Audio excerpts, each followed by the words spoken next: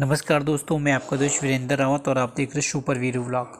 तो दोस्तों, super Veeru vlog में आज आप देखने वाले हो बद्रीनाथ के बारे में। जी हाँ, इस वीडियो के माध्यम से मैं बद्रीनाथ के बारे में सब चीज़ें बताने वाला हूं।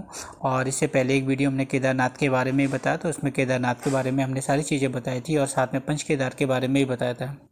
इस वीडियो में बद्रीनाथ के बारे में बताएंगे कि बद्रीनाथ में पूजा कैसे होती है, क्या चढ़ाया जाता है और पंच बद्री कौन कौन सी है, सारी चीज़ें हम इस वीडियो के माध्यम से आपको बताने वाले हैं।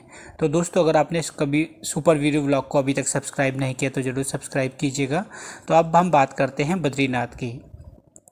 दोस्तों, बद्रीनाथ एक ऐसा धार्मिक स्थल है जहाँ पर नर और नारायण दोनों मिलते हैं। और यहाँ पे कहा जाता है कि जो भक्त बद्रीनाथ के दर्शन करते हैं उनको मोक्ष प्राप्त होता है और उनके सारे कष्ट भगवान विष्णु की कृपा से नष्ट हो जाते हैं। बद्रीनाथ में भगवान विष्णु ने घोर तपस्या की थी। वैसे तो हिंदू धर्म में सारे विष्णु मंदिर में शंखनाद आरती होती है, लेकिन यह एक मात्र ऐसा मंदिर है जहां पर शंखनाद बिल्कुल भी नहीं किया जाता। बद्रीनाथ में शंखनाद न बजाने का कारण क्या है, इस कारण को हम जानते हैं। तो सारे हिंदू मंदिरों में शंखनाद आरती के समय शंखनाद किया जाता है, लेकिन यह एक ऐसा मंदिर है जहां पर शंखनाद बिल्कुल भी नहीं किया जाता।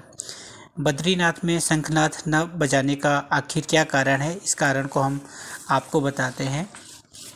इसका जो कारण है वो कारण है कि बद्रीनाथ में आखिर शंखनाद क्यों नहीं किया जाता। कई लोगों को पता नहीं कि बद्रीनाथ में शंखनाद किया जाता है या नहीं किया जाता। तो आखिर बद्रीनाथ में शंखनाद क्यों नहीं किया जाता, इसके पीछे एक बहुत बड़ा कारण है।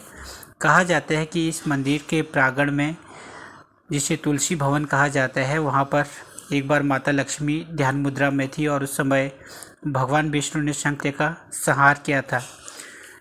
और जब माता ध्यान मुद्रा में बैठी थी तो उस समय भगवान विष्णु ने सोचा कि उनकी साधना में किसी प्रकार का कोई बाधाएं न आए। इस कारण से उन्होंने दैत्य शंखचूर्ण का वध किया और जिसका विजय प्राप्त करने के बाद उन्होंने शंख नहीं बजाया।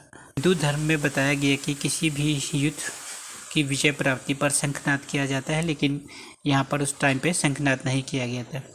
बद्रीनाथ के बारे में मान्यता है कि यहाँ के कपाट 6 महीना यानी कि ग्रीष्म काल में मनुष्य यहाँ की पूजा करते हैं और शीतकाल में देवता यहाँ की पूजा करते हैं। कपाट बंद हो जाने के बाद अखंड ज्योति को जलाए रखते हैं और बद्रीनाथ के कपाट खुलने पर अखंड ज्योति के दर्शन का भी बड़ा महत्व है।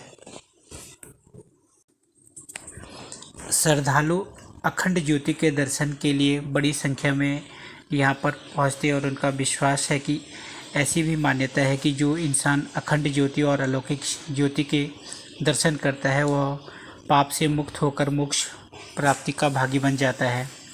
बद्रीनाथ के मंदिर में पूजा के समय क्या चढ़ाया जाता है, तो इस बारे में भी हम आपको बता देते हैं। तो बद्रीनाथ के मंदिर में तुलसी की माला, चने की कच्ची दाल, गिरी का गोला और मिश्री आदि का प्रसाद बद्रीनाथ में चढ़ाया जाता है।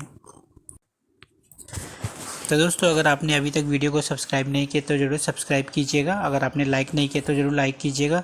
अब हम बात करते हैं उत्तराखंड के पंचबद्री की। जी हाँ, पंचबद्री के बारे में आपको बताने वाले हैं। तो पंचबद्री की, जो उत्तराखंड में पंचबद्री हैं, वहाँ पर भगवान विष्णु के अलग अलग रूपों की पूजा होती है। तो पंचबद्री के नाम से और यहाँ पर भगवान विष्णु के किस रूप की पूजा होती है, ये सारी चीज़ें हम आपको बताने वाले हैं सुपर वीरू व्लॉग के माध्यम से। और दोस्तों, पंचबद्री में पहला बद्री है बद्रीनाथ।